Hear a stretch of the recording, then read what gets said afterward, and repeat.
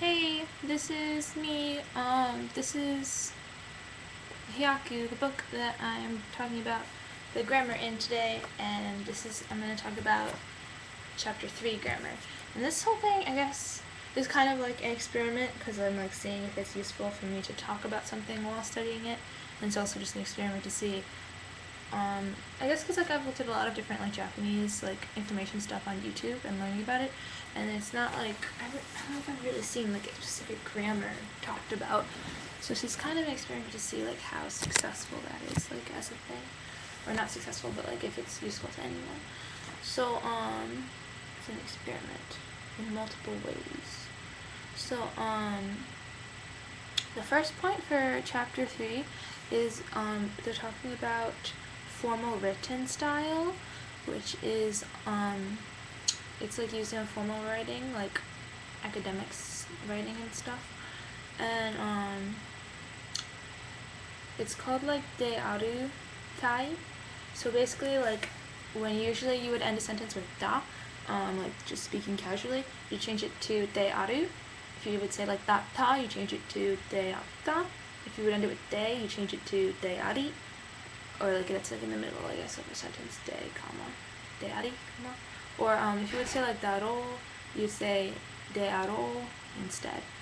And something about this like style, also, when you're, instead of saying the te form, usually it's written as the verb stem instead. So that's another thing to keep in mind when writing in this formal written style. The only exception to that is the imas, you can't use the verb stem for that. Instead of that, you say the verb stem of oru, which is the humble form of iru, instead. I'm not sure why that's used instead, that's just how it is, like it's a convention. Oh, and for adjectives, the te in the te form is like usually dropped too. So it's pretty different. I'm not sure how much I need to know, how well I need to know. How I guess like if you're reading something, it's written in the formal written style. But I don't know how many people who are learning Japanese, how often they write in the formal written style. So yeah, the adjectives you don't change, and like a verb in ru form is the same, where a verb in ta or like nakatta, that's the same.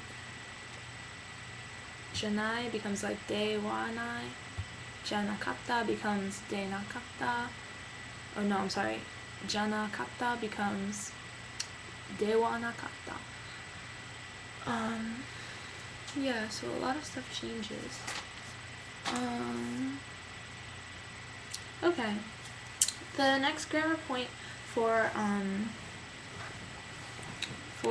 chapter 3 is because of, or because, and that is it's also like an expression that's used in writing a lot. It's noun no tame ni, or the ni is optional actually, or plain stale sentence tame, or tame ni, and like noun de aru or na, adjective. So this is like, could be like a purpose, like tame ni verb, or like tame no noun, like in order to, or it could also be like for the benefit of, or like as a cause or reason.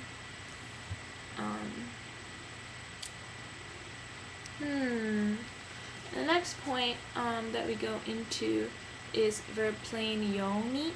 So yoni, this is like as one does or did. So like as you can tell, like from something. So it's like the verb in plain style plus yoni.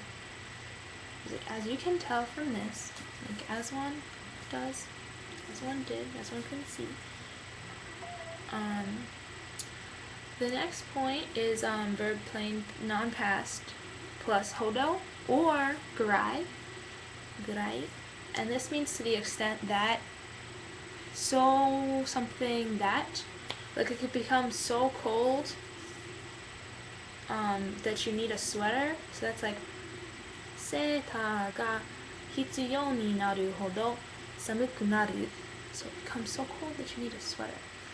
And then the next point is to say there are times when blah blah, and that is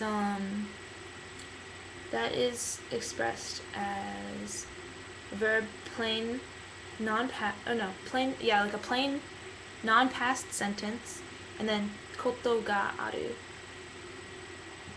And that could be used either way. It could be koto ga aru or like nai. Like there are times when would be koto ga aru. There like are not times when would be like koto ga nai. Because the example is like, it rarely becomes so cold that you need a sweater. And that セーターが必要になるほど寒くなることはほとんどない. Rarely becomes so cold that you need a sweater.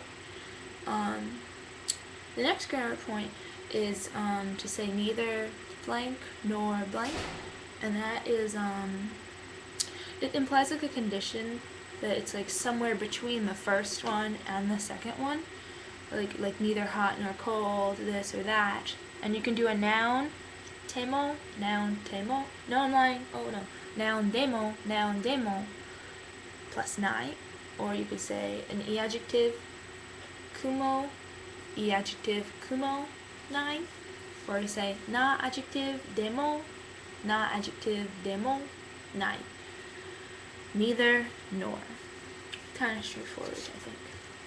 And the next example is to say sentence 1 is interpreted as sentence 2, and that you say plain style sentence ということは plain style sentence 2 ということである.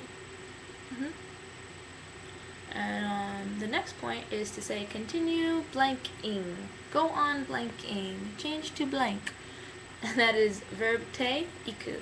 So it's kind of like a few chapters ago it was like the verb te kudu, something moving towards the speaker. So this is like kind of like conceptually continuing action from present to future, like kind of going away from the speaker kind of a sense, or like going towards the future, from now towards the future. And it's just verb te plus iku, like ikimasu. And then the final point for this chapter is like it's something that we did a lot in class when we were doing debates, and it's a rhetorical question to state your argument or belief or opinion in a question form. And it's like you making a statement, like a rhetorical statement, and it's like kind of like it's my belief that something, or you could say something, blah blah, don't you think? Like it's like used when like trying to prove your point or make an argument. And what it is a plain style sentence, and the da is replaced by na in the plain style sentence.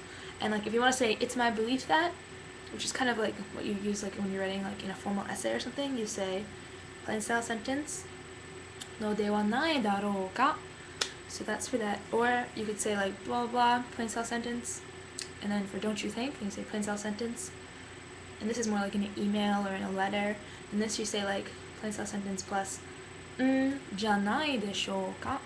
So those are the two options. And that is all for chapter 3. Thanks for listening. If you are listening this long, maybe you got bored, or you decided that you already knew all of this stuff. Okay, thanks for listening. Bye.